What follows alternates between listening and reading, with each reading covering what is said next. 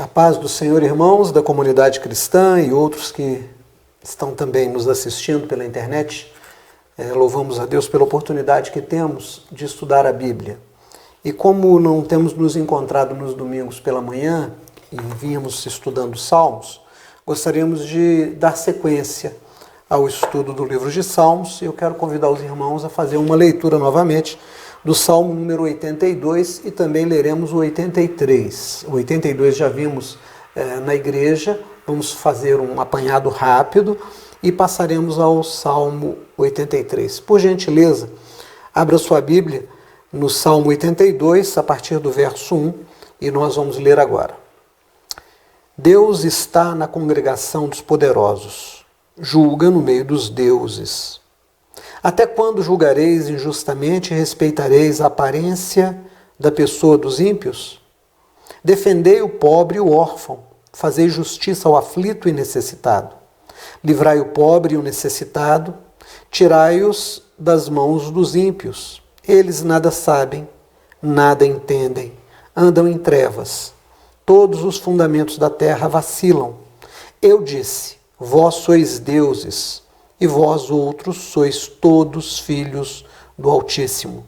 Todavia, como homens morrereis e caireis, como qualquer dos príncipes. Levanta-te, ó Deus, julga a terra, pois te pertencem todas as gerações. Queridos, esse salmo é um salmo bastante político. Quando nós falamos de política, nós estamos nos referindo à vida na polis.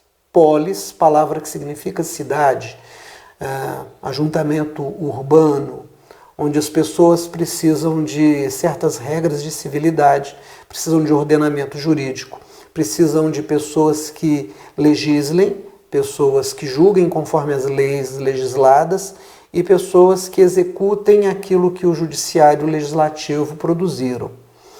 E é um modelo que nós temos hoje na nossa vida cotidiana.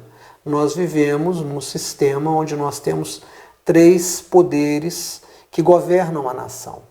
Nós temos o poder executivo, nós temos o poder legislativo e temos o poder judiciário. Quando as pessoas saem de uma vida mais primitiva, onde viviam em pequenas famílias, se juntam em pequenos grupos e depois formam grupos maiores, deixam aquela organização mais parentesca e começam a se tornar mais comunitária com outros grupos familiares e depois se estruturam. Então nasce a necessidade de ordem e de regras. Há um consenso desse grupo e esse grupo estabelece também aqueles que vão julgar conforme as leis. Então nós todos sabemos disso, a gente vive isso o dia inteiro. Mas todos os poderes desse grupo que se forma e que vem para a polis, que vem para a cidade, os três poderes, eles têm uma única razão de ser: permitir que haja uma vida confortável, produtiva e segura para todas as pessoas que estão dentro desse pacto que foi feito, desse acordo que foi feito, desse grupo. Então, quando nós falamos de política, nós estamos falando da forma como as pessoas vivem. As pessoas vivem política o dia inteiro. Acordam política, dormem política, comem política, se banham política, trabalham política, nascem, vivem, morrem política. Eu não estou falando aqui de politicagem, de politiqueiros, não estou falando de profissões políticas, eu estou falando numa vida social. Então, nós precisamos entender que o objetivo desses poderes que governam a vida das pessoas em sociedade, na polis, na cidade, no estado, no país, no mundo, esses poderes precisam ser fiéis a este princípio de levar uma justiça social a cada pessoa. Não importa se essa pessoa é de uma cor ou de outra, se ela tem mais ou menos dinheiro, mais ou menos cultura. Esses três poderes instituídos precisam zelar para que todos sejam alcançados pelo conforto, pela segurança, pelo suprimento das suas necessidades. Posto isso, nós entendemos pela palavra de Deus que essa política, essa organização de bem viver vem do coração de Deus, passa pelo coração dos homens e se institui. Quando nós percebemos que há um descaminhar das pessoas que estão operando num desses poderes, normalmente a gente diz que houve corrupção. O que nós vemos no Salmo 82 é um contexto em Israel, do tempo do salmista, de corrupção no poder judiciário, onde o direito havia sido torcido, onde os juízes não julgavam para o bem-estar do povo, mas para o seu próprio bem-estar, onde o direito era torcido e favorecia alguns em detrimento de outros. E estes alguns, normalmente, eram poucos e bastante ricos, contra muitos que eram muito pobres. Então houve um desvirtuamento, um descarrilhamento, uma perda de rota daquilo que Deus havia determinado para que os homens, instituindo-se como juízes, instituídos pelo seu grupo como juízes, fizessem. O salmista, ele vai trazer aqui, é um salmo de Asaf, nós temos estudado Asaf, ele vai falar sobre o desejo do povo de uma reforma no judiciário de Israel naqueles dias. Então veja que ele começa dizendo assim: Deus está na congregação dos poderosos, julga no meio dos deuses. Não está falando aqui de uma espécie de Odin, de Zeus, que governava sobre outros deuses, não. O que o salmista está fazendo é uma analogia. Estes homens que chegaram ao poder dentro deste órgão judiciário de Israel daqueles dias, se dividiam, e aqui eu vou usar uma brincadeira que a gente ouve entre aqueles que são profissionais do direito nos dias de hoje. Nesse grupo que tinha a incumbência de julgar Israel, havia uma divisão. Havia aqueles que pensavam que eram deuses e aqueles que tinham certeza que eram deuses. Então o verso número 1, o Asaf, ele é ferino. Ele faz uma brincadeira. Ele diz: Deus, o Deus Todo-Poderoso, está na congregação dos poderosos, destes poderosos. Julga no meio destes que se pensam deuses e daqueles que têm certeza que são deuses. É como se o Asaf puxasse a orelha de todo um grupo e dissesse: cuidado, Deus está vendo. Cuidado, vocês perderam o foco, mas Deus não perdeu. Cuidado, vocês não o percebem, mas Ele está entre vocês para fazer uma avaliação e também fazer uma cobrança. Porque a justiça dos homens deve ser um reflexo da justiça de Deus. E aí ele entra no verso número 2. Até quando julgareis injustamente e respeitareis a aparência das pessoas dos ímpios? Selá. Essa palavrinha, selá, que vem entre parênteses depois do versículo, é uma orientação para o músico. É uma pausa. É algo que devia acontecer dentro da música que levava a letra. A letra era denunciadora, a letra era alertadora, a letra era um pedido de socorro a Deus apresentando a sua causa. Mas ela vem na forma de música. Então, selá é uma orientação musical. Mas veja o que ele diz no verso 2: até quando julgareis injustamente? juízes da terra, e respeitareis a aparência da pessoa dos ímpios. Ímpio é aquele que comete impiedade. A piedade é a capacidade de suprir a necessidade de cada um na sua medida. É a capacidade de perceber que todos são iguais, apesar das suas diferenças, e buscar um tratamento que nivele em justiça a todos.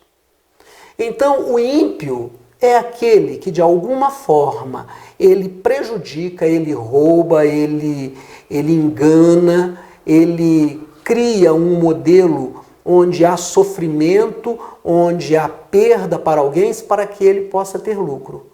E aí o salmista vai dizer aqui: até quando vós, juízes, que se pensam deuses ou que têm certeza que são deuses, vão julgar injustamente? Deus, verso número 1, está na sua congregação para ver se vocês farão o serviço de juízes, como ele é o supremo juiz, da forma correta. E aí, o Asaf, ele meio que é usado por Deus profeticamente e fala a esses juízes de Israel naqueles dias: até quando julgareis injustamente e respeitareis a aparência da pessoa dos ímpios? E ele vai para o verso 3. Ele diz: vocês precisam fazer aquilo que Deus espera que vocês façam e que o povo espera que vocês façam. Defendei o pobre e o órfão, fazei justiça ao aflito e necessitado. Interessante, né? Defendei o pobre. Por quê? Porque o pobre é hipossuficiente em relação ao rico. Olha, irmãos, é fácil. Como pode uma pessoa que não tem, por exemplo, como garantir a próxima refeição, demandar contra uma pessoa muito, muito rica, contra uma grande empresa, contra um Estado poderoso? Quem é que resguarda o direito desse pobre? Tem que ser o judiciário, tem que ser o juiz. Então, ele diz: juízes da terra, não respeiteis a aparência das pessoas, dos ímpios. Não julguem injustamente, mas defendei o pobre e o órfão. Fazei justiça ao aflito e necessitado. Percebe que a vida em sociedade, a vida em grupo, a vida na polis, a vida política que todos nós vivemos, ela traz o perigo de aquele que se fortalece com o capital, com o dinheiro, com aquilo que o dinheiro pode comprar, com aquelas pessoas que o dinheiro pode comprar, possam fazer de ruim aquele que é pobre, aquele que é necessitado, aquele que é órfão. Então há uma orientação de Deus no Salmo 82. Fazei justiça ao aflito e necessitado. E aí ele entra, o verso 4, dizendo: livrai o pobre e o necessitado, tirai-o das mãos dos ímpios. Porque existe uma relação direta dentro da polis, dentro da sociedade, entre o poderoso e o fraco, entre o superpotente e o hipossuficiente, aquele que pode tudo contra aquele que não pode nada. Aquele que pode tudo não pede licença à justiça para fazer injustiça. Ele faz direto. Então, o que Deus determinou que venha como socorro do pobre, do órfão, do necessitado é o judiciário. Por que a forma de tratar o juiz é de excelência? Vossa Excelência. Excelência é um adjetivo de coisa muito boa, de excelente. O juiz precisa ser excelente. Excelente no seu comportamento, excelente na forma de tratar os outros, excelente na sua humildade, excelente na sua ganância. Ela tem que ser controlada, porque todos nós temos um nível de ganância. Ele precisa ser melhor do que todos os outros. Um juiz não tem que ser o mais inteligente, não tem que ser o mais rico, não tem que ser o mais poderoso, não tem que ser o mais bonito, não tem que ser o mais novo ou o mais velho, ele tem que ser o mais excelente. Por isso é que ele é chamado de excelência. E qual é a excelência da excelência no judiciário? Defender a justiça, onde há injustiça. E não se fazer parte de um sistema onde a injustiça se transveste de justiça e opera a própria injustiça. E é isso que ele denuncia aqui. Ele então diz no verso 4, livrai o pobre e o necessitado, porque nessa relação direta do superpotente com o impotente vai morrer, vai acabar, vai ser destruído, vai ser tomado de direitos e de bens. Então é necessário que esse judiciário exista. E aí ele entra no verso 5. Eles nada sabem, nada entendem, andam em trevas. Todos os fundamentos da terra vacilam. Eu disse, vós sois deuses, e vós outros todos filhos do Altíssimo. Aqui ele vai dizer desse grupo que chegou ao poder judiciário em Israel naqueles dias. Vocês realmente vivem como deuses. No meio da maior pobreza, vocês resguardam a sua riqueza. No meio da maior fome, vocês têm despensas cheias. No meio da maior falta de dinheiro, vocês são enriquecidos. Vocês se favorecem como deuses. E aí Deus olha e diz, verdadeiramente, vocês são deuses. E os outros são todos filhos do Altíssimo. Não se esqueçam disso. É interessante porque Jesus ele nasce num tempo em que se esperava o Messias como rei. Se esperava um Messias que viesse nascido em palácio, governando um exército com armas na mão. E como é que ele nasce? Ele nasce de um casal simples, ele não tem uma vaga numa hospedaria, ele é um trabalhador. Muitas pessoas tiveram cadeiras e mesas e estantes e gavetas feitos pelas mãos de Jesus, que aprendeu com seu pai, que era carpinteiro, José. Ele não foi senador, ele não foi juiz, ele não foi governador. Ele foi o representante desse sois todos filhos do Altíssimo. E aí o verso 7 diz, todavia como homens morrereis e caireis como qualquer dos príncipes. Aqui, o Asaf, ele, embora cheio do Espírito de Deus, imbuído desse desejo de fazer uma transformação no judiciário do seu povo naqueles dias, ele diz de coração aberto agora, como um irmão mais velho, como um pai, como um pastor que ama o seu rebanho, como um padre que ama a sua paróquia, como um ancião que ama a sua congregação. Ele diz, todavia como homens morrereis, vocês se veem como deuses, agem como deuses, mas envelhecem todo dia, adoecem e vão morrer, porque vocês são homens, e se desviando, descarrilhando da linha da justiça e praticando a injustiça, revestidos da aparência de justiça, vocês se tornam aquilo que o próprio Jesus vai dizer lá na frente, sepulturas caiadas, pintadas de branco, por fora são lindas, mas por dentro têm ossos apodrecidos. Então ele chama a atenção e diz assim, ainda há tempo, porque enquanto há vida, há tempo de mudar, há oportunidade de mudar. Voltem a ser aquele grupo que defende o pobre, o órfão, o necessitado. E defende também o rico, o que tem os seus pais, o que não tem necessidades outras, mas que tem o seu direito colocado em risco.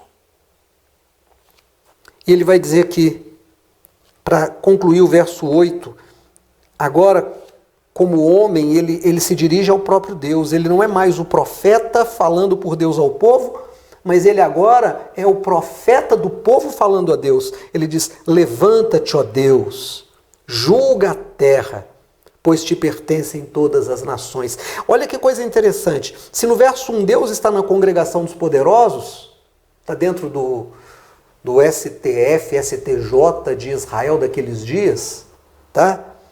Agora no verso 8, ele diz assim: ó Deus, levanta sobre toda a terra e julga a terra. Toma o judiciário na tua mão. Não temos outra esperança senão o Senhor.